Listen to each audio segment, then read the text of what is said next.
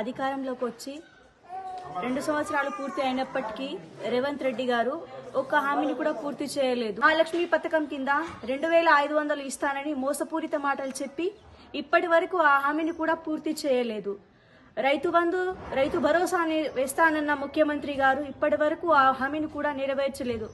అందుకోసం మా ఆడకట్టులో ఉన్న మహిళలందరూ ఒక దగ్గరికి చేరి ఈ విధంగా భోగి పండుగ నాడు నిరసన తెలుపుతున్నాము.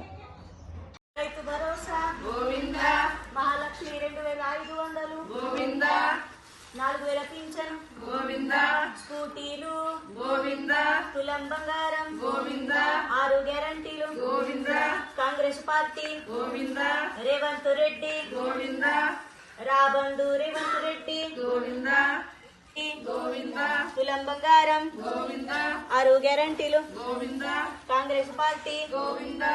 చరిత్ర సృష్టించినోడు ఇప్పుడు ఆ చరిత్రని తిరగరాయబోతున్నాడు. అబద్ధాల గోడల్ని బద్దల కొట్టి నిజాలను రాగా మీ ముందుంచబోతున్నాడు. నిజమైన వార్తల కోసం వెంటనే డౌన్లోడ్ చేసుకోండి రా యాప్ని.